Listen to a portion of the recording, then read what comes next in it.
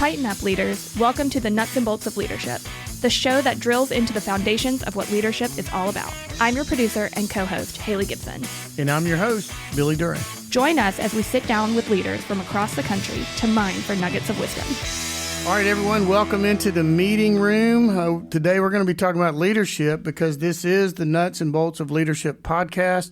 I'm your host, Billy Duren, and I'm in the meeting room today with producer and co-host Hali Gibson. Hali, welcome back to the meeting room. It's kind of, we take a little break and now we're getting started, and we got a great guest to get started with, but welcome into the meeting room. Thank you. It's great to be here. I don't know what entails a second season of a podcast, but this is officially the start of our second season. Well, the fact that we have season one under our belt is enough. We did actually a high five at the end of season one, and we're kicking off season two with Scott Ryals. Scott Ryals is the CEO of Vermeer Great Plains, and he's going to be joining us in the meeting room today. Scott, welcome to the podcast. Well, thanks for having me, Billy, and it's nice to meet you, Hali. So with 5 locations across Kansas, Missouri, and Oklahoma, Vermeer Great Plains is your one-stop shop for industrial equipment in the heart of America. Headquarters just south of Kansas City, Missouri. Vermeer's been serving the equipment needs for underground construction, landscapists, surface mining, tree care, wood waste processing, and recycling industry since 1974.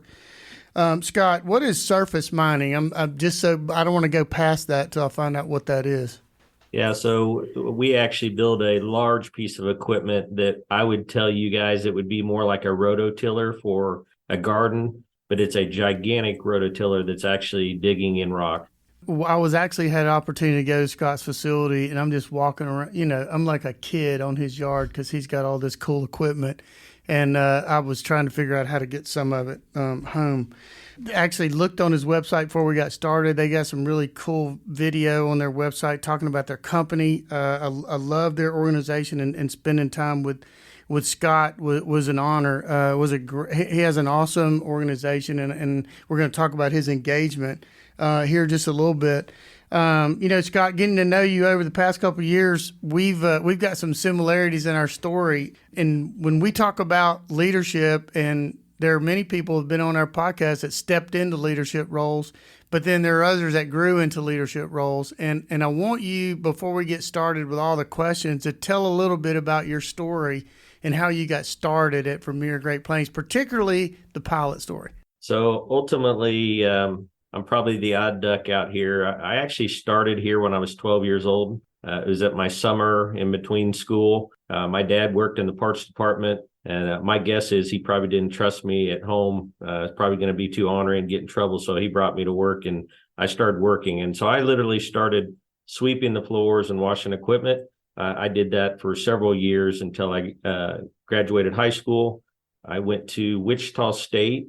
I was going to Wichita State because ultimately I wanted to be a pilot, and we had a location down in Wichita. So I was going to college and also working still for Vermeer. And the owner came in town, and one evening we went to dinner. And during dinner, I just openly asked him, I said, "Hey, listen, why don't you pay for me to get my pilot's license and buy an airplane, and I'll fly you around?" At that point in time, there were 3 stores. And he looked at me and surprised me, and he said, "Okay." So I went forward. He paid for me to get my pilot's license and did buy an airplane. And from there, I started flying for him. So I got my Vermeer fix, and I also got to keep flying. I'm just thinking, what an awesome moment to walk in and say, "Here's my resume, and here's my requirements. Send me to get my pilot's license." So, but actually, you still fly today. I mean, you still fly to your branches and make your visits, which is I think is one of the coolest things I've ever heard. Yeah, exactly. I tell everybody, I mean, it's nothing really fancy, although it's nice. We did buy a brand new airplane, a small Cessna 182 in 2011. And I do use it as transportation for the company to move myself and people around to the stores. It makes it nice. Our furthest store away to drive is going to be 4.5 to 5 hours, depending on how many times you have to stop. And I can get there in an hour and 40 minutes, have a productive day, and I can still get back that evening, or I can spend the night. So I use it as a tool and it's nice. Although most of my people that fly with me say it's like a video game. They think I'm just playing a video game up there. Well, I'm wondering what kind of meetings you could have, because surely you have to be concentrating on what you're doing. I mean, it isn't like we can just jump in the car and drive across the country. I mean, you've got to pay a little more attention than just taking a drive. Yeah, Billy, I would say that when you finally get to fly with me, that you'll probably I'll probably be telling you, Billy, now hold on, no more questions, because you're right. When I'm flying, I do focus on flying. So usually if there's people in there with me, I mean, we might talk from time to time, but the majority of the time I'm literally just flying and paying attention to what I need to do. And when we get on the ground, then I have to switch my hats again. Yeah, speaking for all flyers that will go with you, we want you concentrating on what you're doing. That's just it. And that's probably why I've never gotten my pilot's license. I'm not exactly sure that I could pay attention long enough. So Scott, just kind of jumping right into the leadership stuff. We've had several of our colleagues on the podcast before that have come through the market side. We had Mike Rizzo and Dan Reinhardt, and both of those guys came towards their executive leadership roles through sales, but you've come all the way through the floor. So how has that served you? Because we've got emerging leaders, we've got people that don't even recognize that they have the potential to be a leader and an influencer in their organization. How has working from the ground up, literally the ground up, served you well in your journey? Well, I think that's a great question. I think ultimately what it's allowed me to do is see what the different seats in the business actually are doing and have a understanding. So really, to me, as I've worked my way up through the company, if you're just in one department, you tend to think that's the only department and everything you're doing is just the best. But I think that as I've worked my way up through the company, getting to see everybody and how we need to work together as a team, that's probably where it's helped me the most, is trying not to just see it from one perspective, but looking at it from every different department's perspective. It's interesting, too, because when someone comes in and says, Scott, you just don't understand. He said, well, actually, I do understand. I've actually been in that spot before. So great point. And to our leaders that are out there on the floor today, I mean, you may be picking an order, you may be in the shop, you may be, thinking about your journey. We're talking to someone who's done it. And the hard work and the diligence towards where you wanted to go has paid off. So Scott, thank you for that. So if my math is correct, you're in your 40th year at Vermeer Great Plains. Well, how has the company evolved, Scott? So you talked about coming there when you were a kid, and how has the company evolved over the years? Well, the company's evolved immensely. So if you look at it back in 1983, when I was 12, I think we had roughly 15 people in the company at that time. And really back then, when Art Swank which was the previous owner, when he basically started this, it didn't start out just on fire like we have been. You really had to work hard. You were an owner. He had to go sell equipment at night. It was oftentimes they would work late into the evening working on people's equipment, getting them parts. So you wore many different hats back then, and you just did what it took to keep the company afloat. And then obviously, as we've grown, we had to start specializing, and we've added specialized pieces. As we sit here today, we have roughly 110 people. We have not just an HR person, we have an HR department. I hired my first CIO this year. So the company has really grown to be more specialized and in our different departments, which makes us better. And it's interesting how companies evolve into and we have a similar story. Our company has gotten bigger over the years. I came to work for our company, there were 6 people, and now we serve over 300 families. So it's important, Scott, I believe, and I'd like for you to kind of tell your story in this, in the same regard. It's important that we keep reminding people from where we came from. We have not always been this specialized, we kind of have our own lane company. We came from humble beginnings, and I don't want us to ever lose that. I don't want us to ever lose that thought of being a company that is nimble, that is able to react and never fall into, well, that's not my job. So how do you protect against that, and how do you communicate that with your team? I think you kind of hit on it. And really what happens is when I'm going around to the stores and what I visually see and hear, I'll come across those stories. And it's probably not uncommon. I mean, I'd like to tell you we're perfect. We're not. And at that point in time, it's when you do go back to the roots. And how do I communicate it? I just bring it back to think about it from the customer's perspective, or even think about it from another employee's perspective. I mean, how we treat each other. Back when we were starting up in a small company, all the customers pretty much knew. When there's only 15 people, they pretty much know everybody. And so I consider ourselves very friendly to do business with. And as we've gotten bigger, I think that we start slipping in those areas. And just so as an example, Billy, last year, one of my big pushes is Vermeer Great Plains will be friendlier with our customers. And that's just as simple as anybody that walks through the door, whether you're an employee or whether you're a customer. Are we greeting them? Are we telling them hello? What can we help you with? Because that's how it was back in the day. Now, a lot of times it was because we were so slow that when somebody walked through the door, we were happy to see them, and we're still happy today. But you bring up a good point. We're all so busy that we start losing focus on really what brought us here, and that is taking care of each other and our customers. Well said. One of my mentors, Pam Denham, has told me for years, kindness never goes out of style. Being kind and being friendly to our clients. So you mentioned art, Scott. Similar to my story, you followed an industry icon. How difficult was that to follow in his footsteps? Well, it was extremely difficult. Art was my coach, my mentor. I've probably told you multiple stories in the times I've been around you. He was my everything. I mean, once again, from the stories of him saying yes to paying for me to get my pilot's license to ultimately giving me ownership inside the company, it was everything. But so I was always worried about following in Art's footsteps. But I did know that I had to be my own leader. And I will tell you, I mean, not every story is what I would consider a great story, but where I sit today, there was some family members inside the company that of Art's. And as we sit here today, I've had to make tough decisions as a leader. They're no longer inside the company. And so that's put a large strain on Art and mine's relationship. But as a leader, we have to make tough decisions. And that was exactly that. It was a very tough decision, but I still think the world of him. It's just probably put a little bit of a strain on us. And, we are constantly racking up these wisdom nuggets as they come out. And Haley, I can already tell you that as a leader, making tough decisions has got to be one of the takeaways from our time here with Scott, because Scott, it's not easy.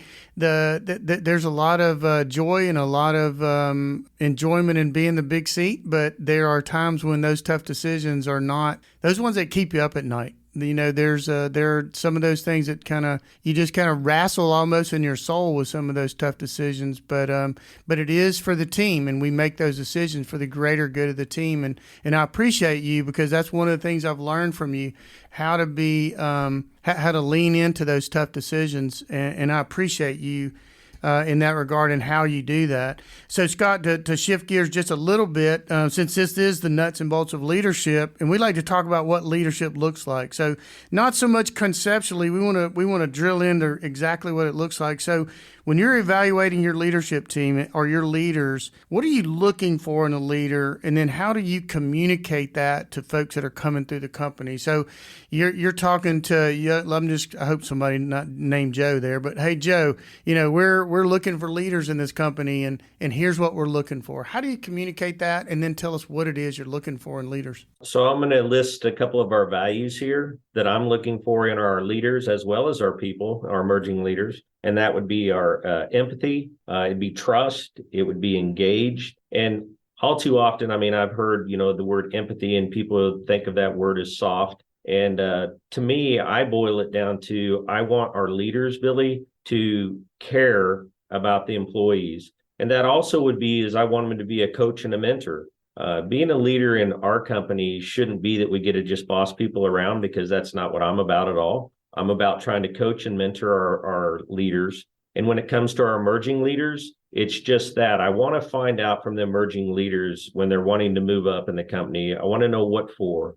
And it needs to be for the right reasons. If they think they can better the company and the people, then that's for the right reasons. If it's just to have another title and move up in the company and get more money, that absolutely will fail over time with us. Excellent point. And I'm going to drop the book name in there. One of the books that I've read recently that would point leaders to their motive is called The Motive by Patrick Lencioni. Excellent book on at the heart of the why behind I want to pursue leadership. Excellent book for our listeners. So, Scott, from leadership communication and how we communicate that, kind of rolling into culture, because we talk a lot about culture on our podcast here.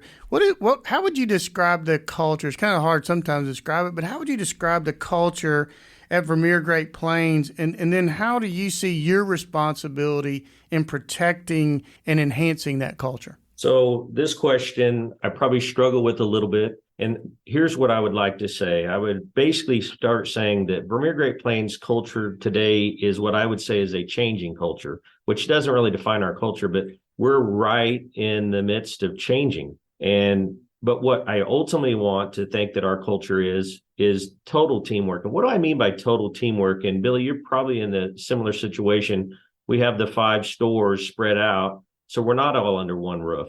So is our culture at one store different than the other? And I think that we still fight that. But what I'm hoping to see is total teamwork, meaning that just because we're in a different facility that might be hours away from one another, are we working towards the greater good, the company and each other? And once again, I'm going to probably overuse this word, but I want our culture to be friendly. There's nothing wrong with being friendly. And I think in today's world, all we hear is the negativity. My grandma would tell us, we don't hear the stories of the good people. I want the stories of Vermeer Great Plains to be, we are absolutely friendly. So ultimately, I'd say we're a changing culture, that we want to be a total teamwork environment, friendly. What the other culture that we are trying to change is we want more and more training for our employees.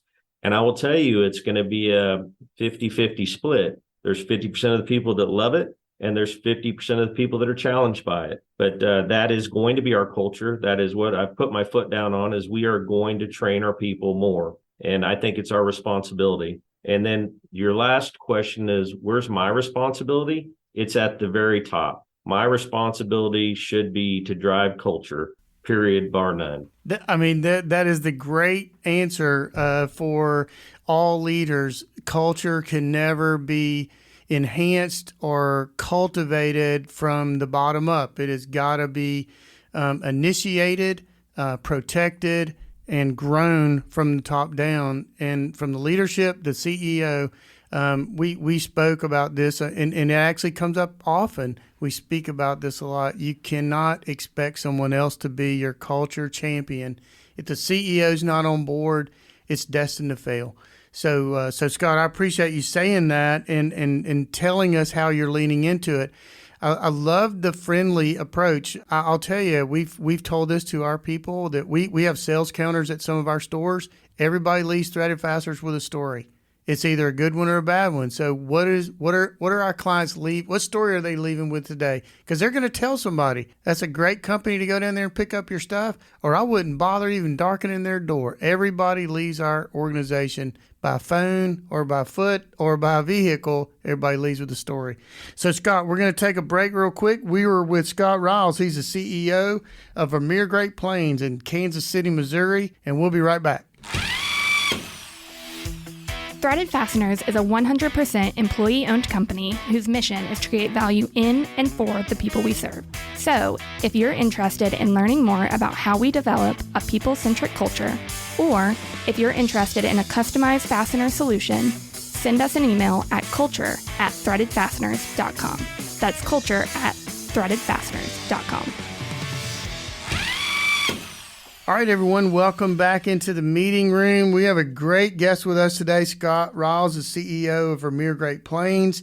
And we've been talking to Scott about leadership. We've been talking about culture. We've been talking about emerging leaders, how we protect and enhance our culture. We've already been talking about how leaders have to lean into those tough decisions. And Scott, I'm going to pitch it over to Haley. She's got a question about engagement. Yeah, I wanted to kind of bring it back before we took the break. A great nugget that Scott mentioned was total teamwork. Total teamwork is, it's a nugget when you're writing it down, you're putting stars all around it. Total teamwork. Your team needs to be committed to working with each other and building your culture. Actually, my question started with at Threaded Fasteners, we talk about this, but it turns out at Vermeer Great Plains, you talk about this too, it seems like from earlier, is we speak about our need for leaders to engage with their teams. And I'm sure that you do too. You mentioned, leaders need to be a mentor and also seek out mentors. But what does leadership engagement between your teams look like at Vermeer? So thanks for asking that question. Engagement is one of our 4 new values that we came up with, and we just actually rolled this out 2 weeks ago. So it's still fresh. But we define engagement as being attentive to the input and ideas of all teammates and invested in the innovative thoughts and continuous improvement. So the reason we say that, and I would break it down, is in business today, and especially in ESOP business, just because you may be a boss of a department, does that mean that you're right and your employees underneath you or not? Engagement means are you really listening to your employees about their thoughts and ideas? And are those employees pushing themselves to always improve, always look for better ways to serve ourselves and our customers? And so we're big on engagement, Haley, and we will continue to push that. I think you guys probably know when there's change, and that's probably why I say, how do I define our culture? And I said it's a change right now. We are really pushing this as one of our values is engagement throughout. So Scott, when you're transitioning in these values and you call them out, empathy, trust, engage, when you're rolling these out, that's an engagement in and of itself. You're communicating this to your team. How does that go out to the team? In other words, do you put that on banners in the warehouse, or is that how has the communication been so far in this transition of? Because I think your culture transition is pretty incredible. Where you're wanting to go with this. How are you rolling that out? Okay, so there again, it's just been a couple of weeks, and it started with I had a Teams meeting with everybody that could log on. We recorded it.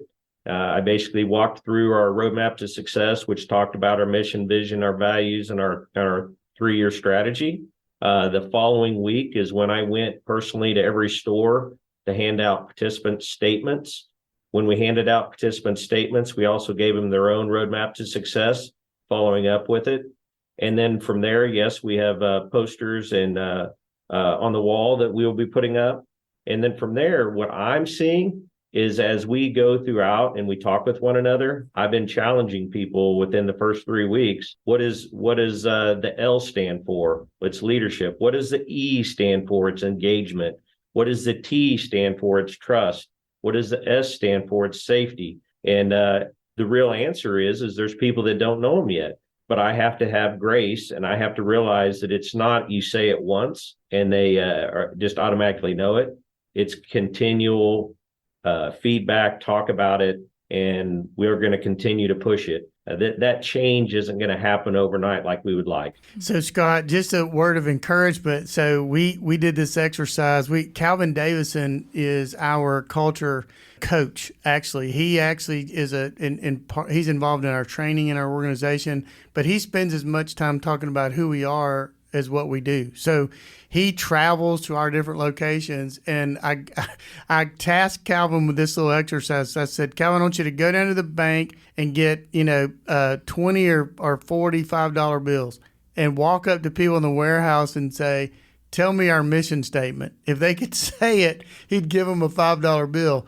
If they couldn't say it, he'd give them a card with our mission statement on it. So it was a fun exercise, but I'll tell you now, $5 bills are flying off the shelf now. So people didn't miss that but one time. But what the big point here is, it's not going to happen overnight.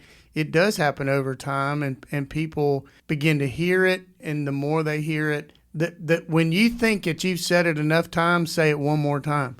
Because it is a redundant message that has to be immersed through the organization. So, but I'm so thankful of how you've reminded us how that has to be done. It's intentional. Yeah, I appreciate that feedback, Billy, because I'm guilty myself of if I've said something 5 times and I get the question asked again, I might get frustrated. And the reality of it is I might need to say it another 20 times. and not be getting frustrated. That's exactly right. I mean, for those listening, I mean, we have this leadership podcast. We talk about our mission. We know it by heart. I have dreams about our mission statement. I mean, it is ingrained in my brain. But we have 300 families that we serve. All 300 of our employees, especially if they just started, don't know our mission statement. So it's a constant cycle of us just repeating ourselves. And we have to give them grace in that we might not have repeated ourselves enough, but they have to give us grace in that, we're always working towards communicating better. Haley, what's our mission statement? To create value in and for the people that we serve. There you go. I just couldn't wait Excellent. to say that to you. To get that. So Scott, I've walked with Make you. sure you give her $5. Yeah. I forgot about this. Scott said, "Put me on the hook now." I think I've said it enough. I don't think I can. You'd break the bank with Haley on that. So Scott, walking through your facility, getting a chance to meet Christy, what a great dynamic leader that is at your facility there in Kansas. Your office is actually in Kansas, not in Missouri. Is that correct? Your office. So I'm in Kansas City, and I don't know whether I'm in Kansas or Missouri half the time I was out there. But Scott's office is actually is it across the river that makes that defining line? Is that how that works? Yes. Well, part of it up at the top is the river. Yes. Okay. So we was in Scott's office and I had a chance to go to lunch with he and Christy, and what a great leader that she is, and just enjoyed walking through the floor, walking the warehouse, meeting your people. The engagement you have is genuine.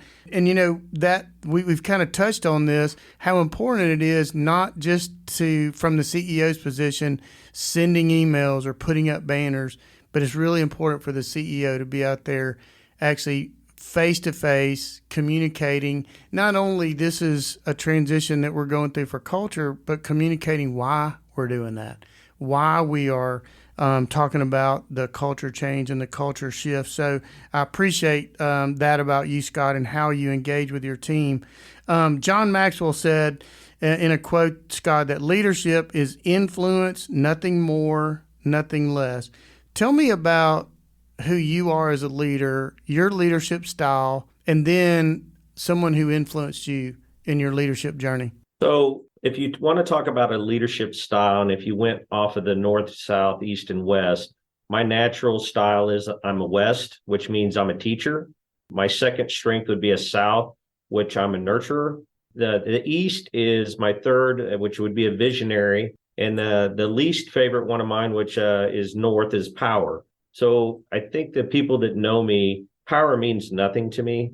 I don't go around talking about I'm the CEO of Vermeer Great Plains. I'm much more of a teacher and a nurturer. I like for people to get along. Although the struggle may be a lot of times leaders need to be the visionary. I would say that in times I am the visionary, but I also rely on people around me to help me out with the vision part of the company. And it doesn't, in my opinion, make me less of a leader because I'm not the highest as a visionary. And for sure, as I say, power is not one of those things that I go around and talk about and try and use. So that's obvious. That's not a strength of mine.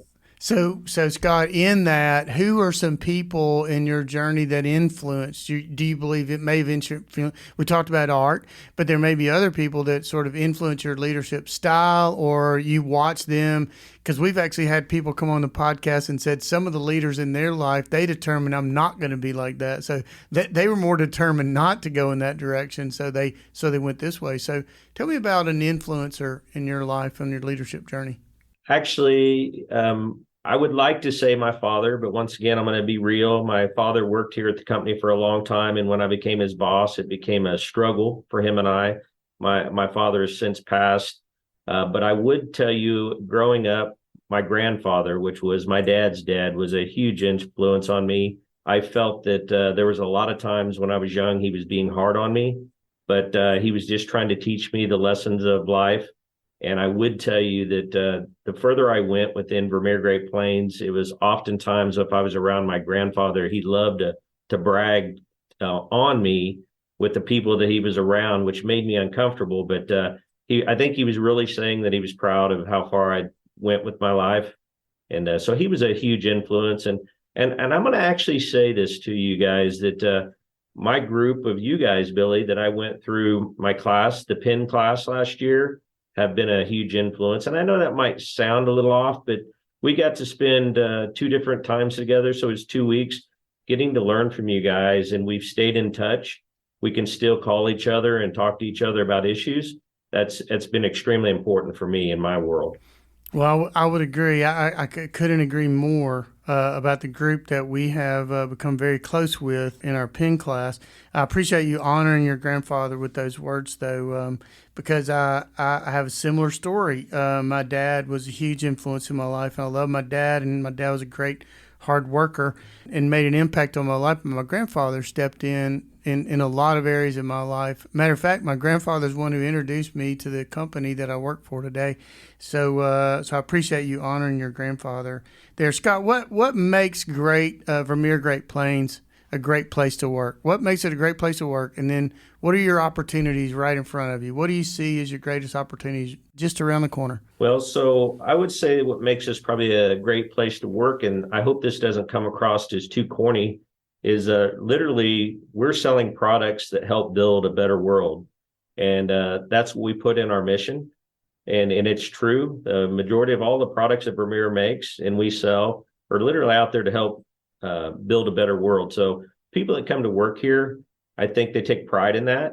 I would still like to also say what makes us a great place to work is our willingness to work together and our camaraderie. It's not that way every day. Everybody knows that there's struggles, but at the end of the day, I think we're here for each other, even in our personal lives. If we need help, we rely on each other to help each other out. And we spend so much time together. And as far as, our greatest opportunities is to grow. This is the scary part. And this is what I told our people, that we are not going to stop changing. And that word change scares people. And it right away comes to them. They start thinking, how does that affect me? But what I say to them is change is inevitable. If we stop changing, then I will be let go. And so with change, the key is I use the analogy of pushing on the gas pedal. How am I letting off the gas pedal and coasting? Because that's not good. Or am I pushing on it too hard, which all the change happening so fast, creating anxiety and stress within the company? It's finding that right balance. But as I said earlier, we're going to continue to change being everything from training, and we are going to continue to train our people. And what I don't want to hear from people is anybody leave Vermeer Great Plains saying there's no opportunity for growth. And I spend a lot of time talking to our people about there absolutely is opportunity for growth. And I do use my story. I never once thought I was going to be the CEO of Vermeer Great Plains. That was not in my mind. But when you work hard, and I did work hard, and I enjoyed what I was doing in every aspect that as I worked my way up, then it's just pushing yourself to always change and learn. So great nuggets for our emerging leaders, knowing that as we come into organizations, and I think Hali has been sort of championing this throughout the podcast, is don't wait off to the side until someone comes to you. Raise your hand and say, how can I be part of the change? How can I be part of our company going forward? Picking your brain to see what your vision is for the company, and then saying, hey, how can I help be a part of that? So I appreciate you saying that about the things that are coming for your company, and that change is inevitable. That's part of continuous improvement, is change is inevitable. So Scott, we're kind of winding it down, and we're going to ask you the question we ask everybody at the end about what advice you would give to the young leaders. But before that, what book are you reading, or what's something you read lately that you could share with us that you enjoyed and maybe picked up a nugget or two from? Yeah, so before I tell you my book, I want to stop and say to you and hopefully the audience that when we talk about a book, reading a book, once again, there's going to be 50% of the people out there, whether you're an emerging leader or whether you're already a leader, that is not really good at reading. And then there's the other ones that pick up a book a week and they read. And so why do I say that to you is because I'm the one that I can read and all that, but it's not something that comes easy to me. I have to force myself. And so what I would say to some of these leaders too is I also try and buy audiobooks. I do buy the hardbacks. I do listen to audiobooks. And last and not but not least, I challenge them to even listen to podcasts. But I wanted to say that first because all too often I know you ask this question and it's a great question. But I think leaders, especially emerging leaders, maybe they start with listening to some podcasts that can help them improve. And you're doing a great service with this one. So this would be a good one that maybe they'll start listening to. But the book that I read last, and I just reread it, which is uncommon for me, is Managing by Values by Ken Blanchard and Michael O'Connor. I believe I even talked to you about this book when you were here in Kansas City. And why is it so important to me, this book? It's timing. Once again, we changed our values, our mission, our vision, our values, and it is critical at this point in time. This book makes so much sense on how that we're trying to embrace the change and continue to work it throughout our company. And this book will tell you that you can put a process together and keep in mind, it's not going to change overnight. You take baby steps, you keep moving forward, don't get discouraged and stop. But that book's very important to me. But I've read a lot of books by Patrick Lencioni. He's a great author. But Managing by Values right now is the one that I'm really excited about. Matter of fact, Billy, I just bought 10 of them yesterday, and I'm going to start handing them out to people that I think are the next people that need to really read this and just keep it perpetuating going forward. Awesome. And I appreciate you saying that about the reading piece because it is true. There are readers and there are those who struggle. We've got some of the most dynamic leaders in our company that struggle picking up a book, but they will pop in the audiobook and they do listen to podcasts because, transit time, in our little city, I mean, it takes you 15, 20 minutes to get to work. You can put a lot of audio time in listening to a book in a real short period of time. So I appreciate you saying that. If I could give one more challenge to everybody is take a look at your life and take a look at times. I'm not saying you shouldn't have time for fun. You absolutely should. Ask yourself, how many times do you go home at night and just sit in front of the TV and watch TV? For me, I don't fly on a lot of commercial flights, but how many people on a commercial flight just pop in a movie and watch a movie? So I do challenge myself when I'm on commercial flights to not do that, to get an audiobook or get a book and read it. And that helps out quite a bit. Very, very good use of your time. So, Scott, if we had an emerging leader that we brought into the meeting room today and they would join us in this conversation and you had the opportunity to speak to them directly, what advice would you give them? This is something you can start today to enhance your leadership journey. What advice would you give?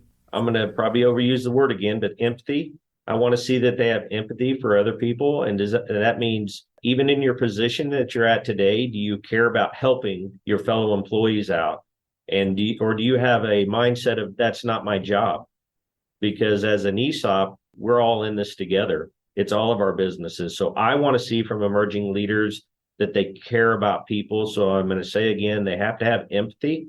And the empathy word causes people some discomfort because they tend to think, once again, that means you're soft. And that's not what empathy means to me. But you have to truly care about one another. So that's what I would start with a leader. And they have to also show me that they're looking to improve themselves all the time. If they think that they've made it, they've made it to the finish line. To my knowledge, there are no finish lines like this for leaders.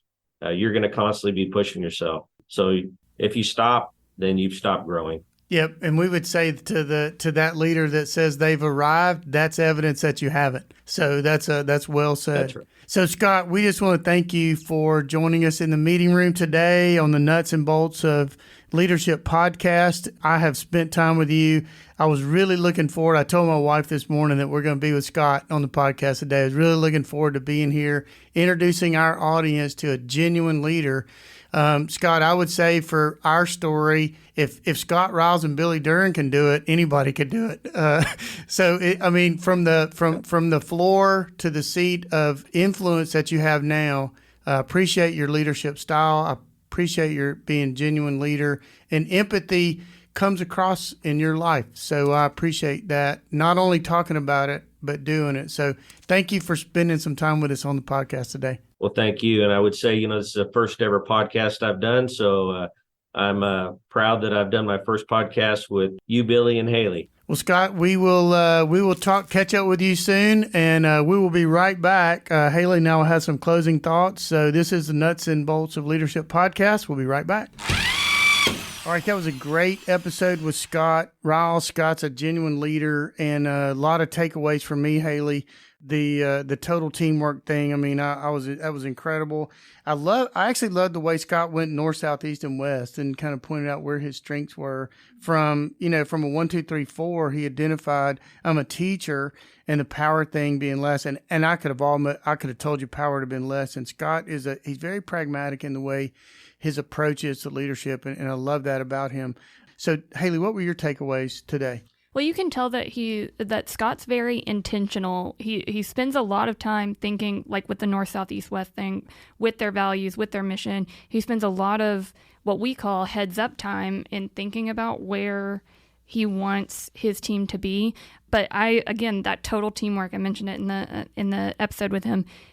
I loved that phrase. That is probably my biggest nugget, is that total teamwork, because it takes all of the leaders at the top to work with all of the team, and also it takes leaders at every level to work with those above them, to the sides of them. But I don't like to use the term below, but it takes a total team in order to get the job done. No question about it. And the empathy piece that he kind of kept coming back to.